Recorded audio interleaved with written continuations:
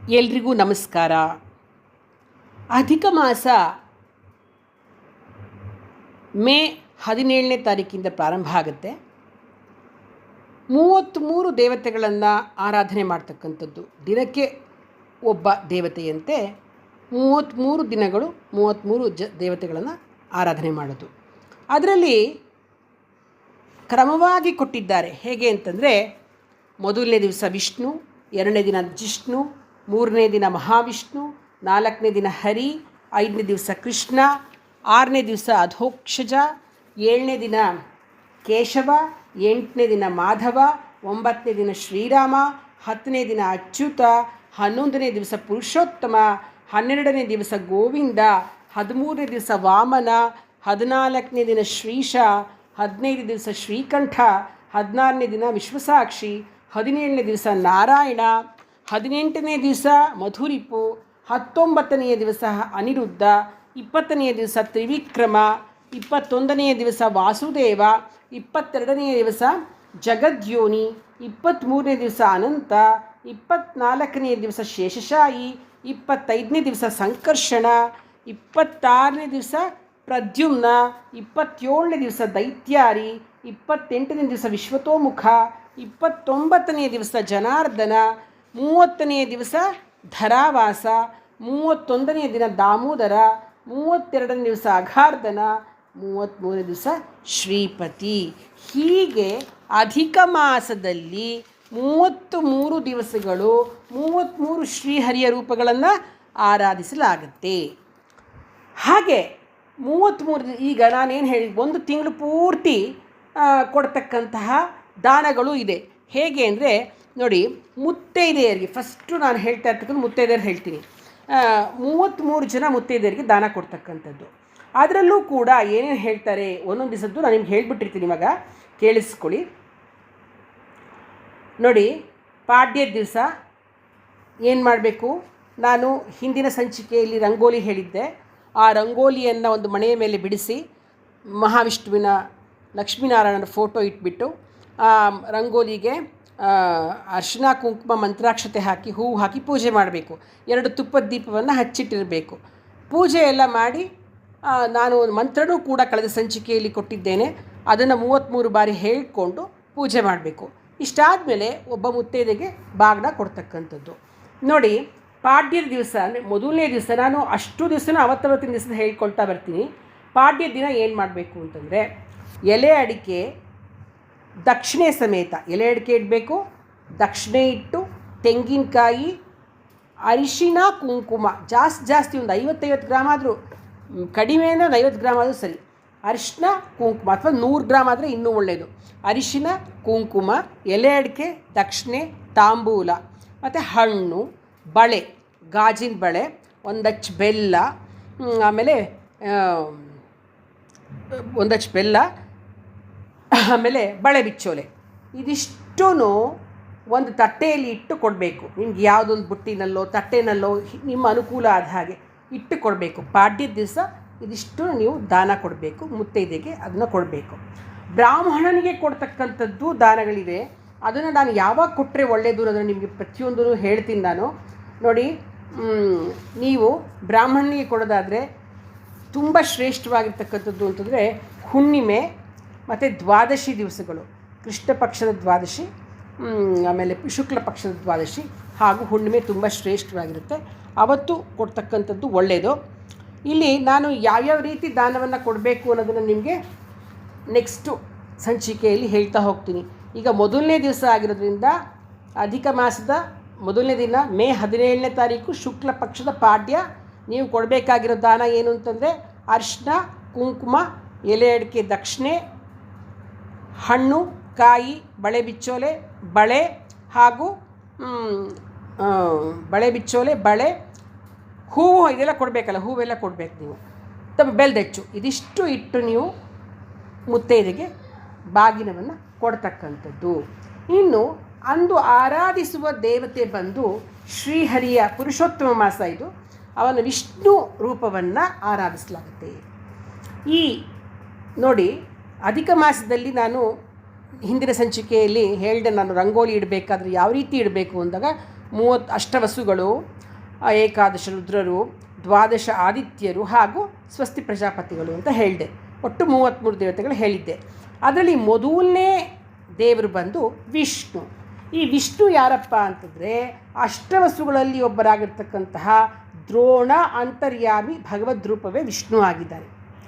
ಸರ್ವವ್ಯಾಪ್ತಿ ಉಳ್ಳವನೇ ವಿಷ್ಣು, ಎಲ್ಲವನ್ನು ಪ್ರವೇಶಿಸುವವನೇ ವಿಷ್ಣು, ಎಲ್ಲ ಲೋಕಗಳಲ್ಲಿ ಹೆಜ್ಜೆ ಇಟ್ಟಿರ್ತಕ್ಕಂಥವನು, ಎಲ್ಲರನ್ನು ಸೃಷ್ಟಿಸುವವನೇ ವಿಷ್ಣು ಆಗಿದ್ದಾನೆ. ಈ ವಿಷ್ಣುವಿನ ಆರಾಧನೆಯನ್ನು ಮಾಡ್ತಕ್ಕಂಥದ್ದು. ನಾನೇನು ಹೇಳಿದೆ ನಿಮಗೆ, ಮಹಾಲಕ್ಷ್ಮಿ ಸಮೇತನಾಗಿರ್ತಕ್ಕಂಥ ವಿಷ್ಣು ಅಂದರೆ ನೀವು ಲಕ್ಷ್ಮೀ ವೆಂಕಟೇಶ್ವರನ ಫೋಟೋ ಹಾಕ್ಬೋದು, ಇಡ್ಬೋದು, ಅಥವಾ ಲಕ್ಷ್ಮೀನಾರಾಯಣನ ಫೋಟೋನೋ, ಸತ್ಯನಾರಾಯಣ ಸ್ವಾಮಿ ಲಕ್ಷ್ಮೀ ಫೋಟೋ ಇಡ್ಬೋದು.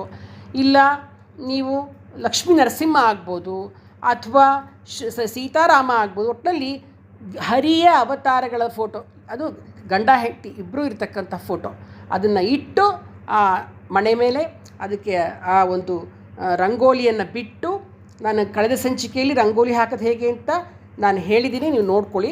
ರಂಗೋಲಿಯನ್ನು ಇಟ್ಟು ಅದ್ರ ಮೇಲೆ ತುಪ್ಪದ ದೀಪ 2 ಇಟ್ಟು ಅರಿಶಿನ ಕುಂಕುಮ ಮಂತ್ರಾಕ್ಷತೆ ಪೂಜೆ ಮಾಡಿ ಈ ವಿಷ್ಣುವಿನ ಆರಾಧನೆಯನ್ನು ಮಾಡ್ತಕ್ಕಂಥದ್ದು. ಅಂದರೆ 33 ಬಾರಿ ಆ ಶ್ಲೋಕವನ್ನು ಹೇಳಿಕೊಂಡು ವಿಷ್ಣುವನ್ನು ನೆನಪಿಸಿಕೊಂಡು ಅವನಿಗೆ ವಿಷ್ಣುವೇ ನಮಃ ಅಂತ ಹೇಳಿ ನೀವು ಮಂಗಳಾರತಿ ನೈವೇದ್ಯ ಎಲ್ಲ ಮಾಡಿ ಮುತ್ತೈದೆಗೆ ಬಾಗಿನವನ್ನು ಕೊಡ್ತಕ್ಕಂಥದ್ದನ್ನು ಮಾಡಬೇಕು. ಇಲ್ಲಿ ಮುಖ್ಯವಾಗಿ ಅಧಿಕ ಮಾಸದಲ್ಲಿ ಬಹಳ ಮುಖ್ಯವಾಗಿ ಹೇಳೋದು ಅಂತಕ್ಕಂಥದ್ದು ದೀಪಾರಾಧನೆ ಮುಖ್ಯವಾಗಿ. ಆದರೆ ನೀವು 33 ದೀಪಗಳನ್ನು ಪ್ರತಿನಿತ್ಯ ಆ ದೇವರಿಗೆ ಆರತಿಯನ್ನು ಬೆಳಗಿ ಪೂಜೆ ಮಾಡ್ತಕ್ಕಂಥದ್ದು ಬಹಳ ಶ್ರೇಷ್ಠವಾಗಿರ್ತಕ್ಕಂಥದ್ದು. ಹಾಗಾಗಿ ನಾನು ಇಂದು ಆ ವಿಷ್ಣುವಿಗೆ ಆರತಿ ಹಾಡನ್ನು ಇವತ್ತು ನಾನು ಬರೆದಿದ್ದೇನೆ, ಅದನ್ನು ಚಂದ್ರಿಕಾ ಗಿರೀಶ್ ಅವರು ಹಾಡ್ತಾ ಇದ್ದಾರೆ. ಧನ್ಯವಾದಗಳು. ಆರತಿ ಆರತಿ ವಿಷ್ಣು ದೇವನೇ,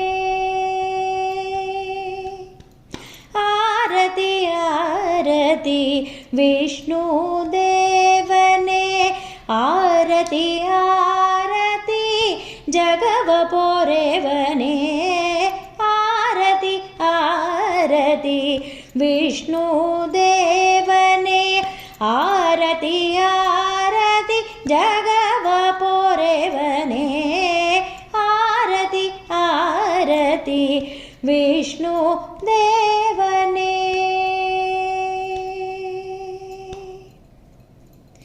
ಅಧಿಕ ಮಾಸದ ಪ್ರಥಮ ದೇವನೇ, ಅಧಿಕ ಫಲವಿವ ಅನಿರ್ವಿಣ್ಣನೆ, ಅಧಿಕ ಮಾಸದ ಪ್ರಥಮ ದೇವನೇ, ಅಧಿಕ ಫಲವಿವ ಅನಿರ್ವಿಣ್ಣನೆ, ಅಪಾರ ಮಹಿಮಾ ಅಗಣಿತ ಗುಣಗಣ, ಅಪಾರ ಮಹಿಮಾ ಅಗಣಿತ ಗುಣಗಣ, ಅಪಾರ ಮಹಿಮಾ ಅಗಣಿತ ಗುಣಗಣ, ಆರತಿ ಮಾಡುವೆ ಲಕ್ಷ್ಮೀ ರಮಣ, ಆರತಿ ಆರತಿ, ಆರತಿ ಮಾಡುವೆ ಲಕ್ಷ್ಮೀ ರಮಣ, ಆರತಿ ಆರತಿ ವಿಷ್ಣು ದೇವನೇ, ಆರತಿ ಆರತಿ ಜಗವ ಪೊರೆವನೇ, ಆರತಿ ಆರತಿ ವಿಷ್ಣು ದೇವನೇ. ವಿಶ್ವದೊಳಗೆಲ್ಲ ವ್ಯಾಪ್ತನಾದವನೇ, ವಿಶ್ವಾಧಾರನೇ ವಷಟ್ಕಾರನೇ, ವಿಶ್ವದೊಳಗೆಲ್ಲ ವ್ಯಾಪ್ತನಾದವನೇ, ವಿಶ್ವಾಧಾರನೇ ವಷಟ್ಕಾರನೇ, ವಿಶೇಷವಾಗಿ ಅನುಗ್ರಹಿಸುವಗೆ, ವಿಶೇಷವಾಗಿ ಅನುಗ್ರಹಿಸುವಗೆ, ವಜ್ರದಾರತಿಯ ಮಾಡುವೆ ನಿನಗೆ, ಆರತಿ ಆರತಿ ವಿಷ್ಣುದೇವನೇ ವಜ್ರದಾರತಿಯ ಮಾಡುವೆ ನಿನಗೆ ಆರತಿ ಆರತಿ ವಿಷ್ಣುದೇವನೇ ಆರತಿ ಆರತಿ ಜಗವ ಪೊರೆವನೇ ಆರತಿ ಆರತಿ ವಿಷ್ಣುದೇವನೇ ಆರತಿ ಆರತಿ ವಿಷ್ಣುದೇವನೇ ಜಗವ ಪೊರೆವನೇ ಪ್ರಥಮ ದೇವನೇ ವಿಷ್ಣುದೇವನೇ ಆರತಿ ಆರತಿ ವಿಷ್ಣುದೇವನೇ ಜಗವ ಪೊರೆವನೇ ವಿಷ್ಣುದೇವನೇ.